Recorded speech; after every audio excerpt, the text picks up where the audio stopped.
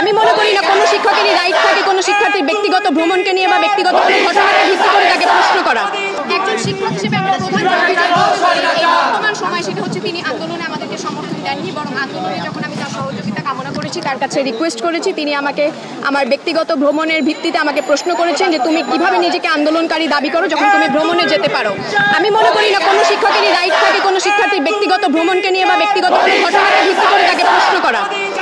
এছাড়াও বর্তমান সময়ে তিনি আমাদেরকে শিক্ষক হিসেবে কোনো ধরনেরই শিক্ষক হিসেবে তিনি বিভিন্ন ধরনের বৈষম্যের প্রকাশ ঘটিয়েছেন। তিনি পরীক্ষার খাতায় নম্বরিংয়ের একটা বৈষম্য প্রকাশ করেছে, যে পরীক্ষা দেয়নি তাকেও নাম্বার দিয়েছে, যে হয়তো 20-এর পরীক্ষায় 10 অ্যান্সার করেছে তাকে 20-এ 12 দেওয়া হয়েছে, 10-এর অ্যান্সার করে সে 12 পেয়েছে। এছাড়াও আমাদের বিভাগে একজন শিক্ষার্থী আছে যে হচ্ছে মেয়েদেরকে বিভিন্নভাবে যৌন হয়রানি শিকার হয়েছে কিছু মেয়ে, যে শিক্ষার্থীর কাছ থেকে তার প্রমাণ সহ আমরা চেয়ারম্যানের কাছে অভিযোগ নিয়ে গেলে চেয়ারম্যান সেটার তদন্ত কমিটি গঠনেও বাধা দেয়, তদন্ত করতেও আগ্রহী হন না। কাজে এইসবই হচ্ছে তার বিরুদ্ধে অভিযোগ। এছাড়াও অনেক অভিযোগ রয়েছে পোশাক আশাক নিয়ে কমেন্ট করা, ব্যক্তিগত জীবনে তার অনেক আগ্রহ, শিক্ষার্থীদের ব্যক্তিগত জীবনে তার অধিক আগ্রহ প্রকাশ করা, এটা আমরা কোনোভাবেই মেনে নিতে পারি না।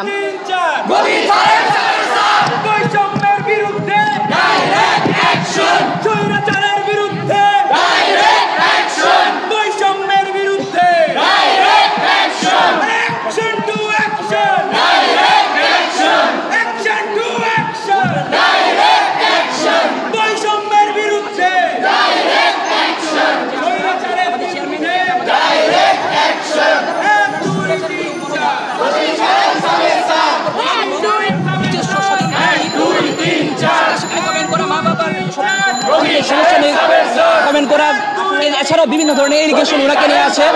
এক কথায় আমরা 19 থেকে 23 ব্যাচ কেউই চাচ্ছি না ওনার মতন একজন স্বৈরাচারের মনোভাবী শিক্ষক যাতে আমাদের ডিপার্টমেন্টে ক্লাস নেই, এটাই আমাদের দাবি। আমরা এখন স্যারের ক্লাস করতে চাই না, স্যারকে সর্বোত্তক ডিপার্টমেন্টে কার্যক্রম থেকে আমরা অবাধ্য ঘোষণা করছি।